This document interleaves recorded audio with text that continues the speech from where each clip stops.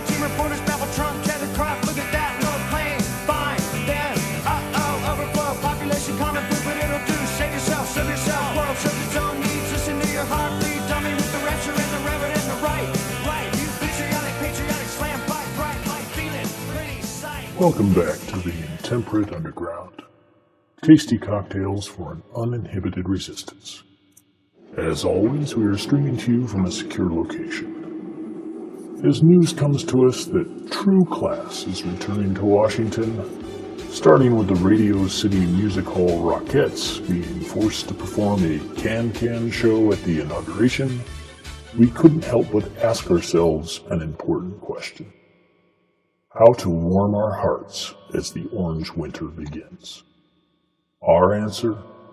Hot buttered whiskey. You'll need 2 sticks or 8 ounces of good quality butter, 1 1/2 cups of brown sugar, 1 teaspoon of cinnamon, 1/4 teaspoon of nutmeg, 1/4 teaspoon of cloves, 1/4 teaspoon of allspice, 1 pinch of salt, 1/2 cup of agave nectar, 1/2 cup of whiskey. You can try different whiskeys to suit your taste, but we have selected Jameson, a nice blended Irish whiskey, which works well in this drink. Before we can make the drink itself, we first need to make our hot buttered whiskey batter. The key to this step is to use good butter. We've selected a nice Irish butter to go with our Irish whiskey. Because we will be blending the butter with other ingredients, you want to let it warm to room temperature. No, you do not want to try to expedite this step, unless you are a right-wing nut. In that case, by all means, wrap the butter in an extra layer of foil and heat in the microwave along with an open cup of ammonia and some mothballs. Once the butter is at room temperature, you should start by creaming it with the brown sugar.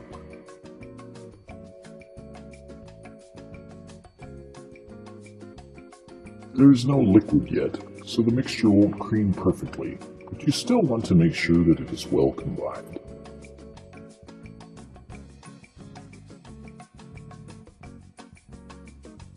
Next, add the dry spices and make sure they are well combined as well.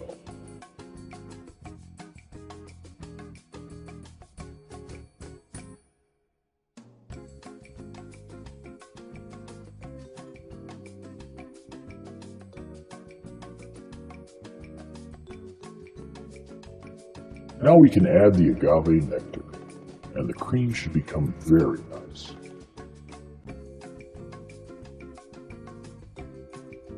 When we add the whiskey, our concoction will almost immediately look less pleasant, more like something that would ooze out of the pustule on an angry Fox News viewer's bright red neck than anything we would want to intentionally put in our mouth.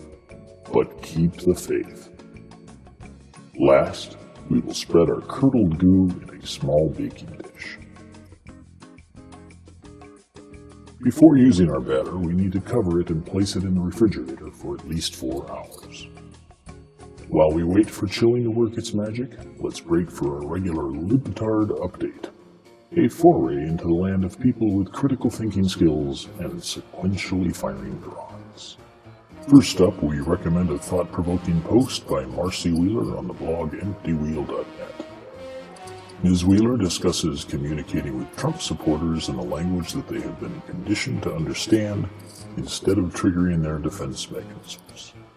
Obviously, this is not our style, but we still think Ms. Wheeler has a point. If someone could apply her good advice and explain Ryan Cooper's must-read article about balance billing to people stupid enough to vote Republican, well... Yeah. If you could just go ahead and make sure you do that from now on, that would be great.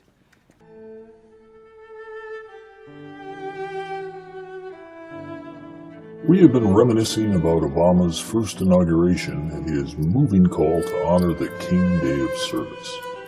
The whole thing seemed pretty classy to us, even if the quartet did play classical air guitar.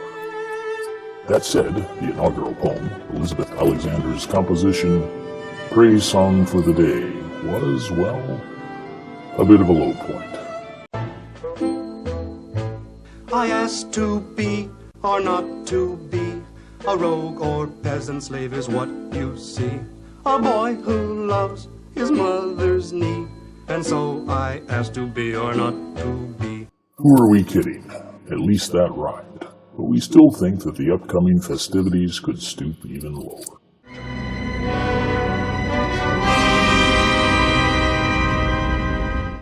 There once was an orange asshat from Nantucket. It's not true.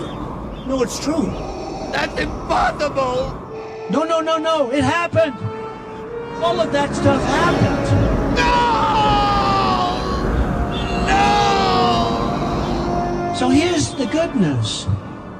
So Macy's, I sell shirts and ties, did nicely and all. Not a big business or anything, but cute. And fragrance and cufflinks. See these cufflinks from Macy's? Some people think it's Harry, Winston, or Tiffany. It's actually Macy's. And they're good, Trump cufflinks. And like I'm going to tell you about Macy's, but you go to Macy's, you know, a lot of the stores, they don't use Christmas. They say happy holidays, happy...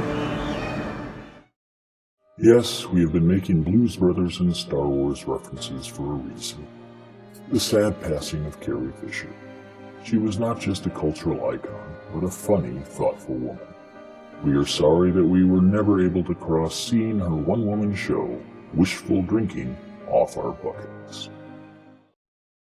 Speaking of wishful drinking, through the magic of chilling, our batter should have set up nicely. It is still not beautiful, but more like Irish oatmeal than a gelatinous bodily fluid. To make it beautiful, we need to use our batter to make the drink.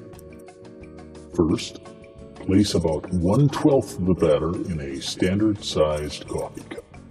Don't be stingy, the batter is comfort food on steroids.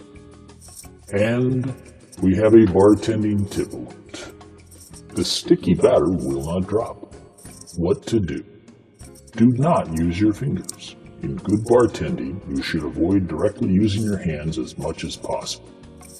To train yourself, just pretend that you have stubby orange fingers and that anything you touch will taste like tanning lotion, rancid meat, and ass crack. Now, with that out of the way, we add 1 shot of whiskey to our cup.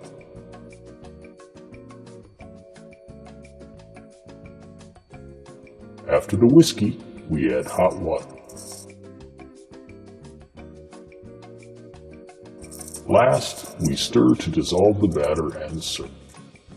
A tasty concoction that, for at least a sip or two, will remind you that there is still goodness in the world. With heartwarming goodness in hand, let's end with a toast. Resist. Don't resent. Or hate. Remember, if you had a dick that small, you would be mad at God too.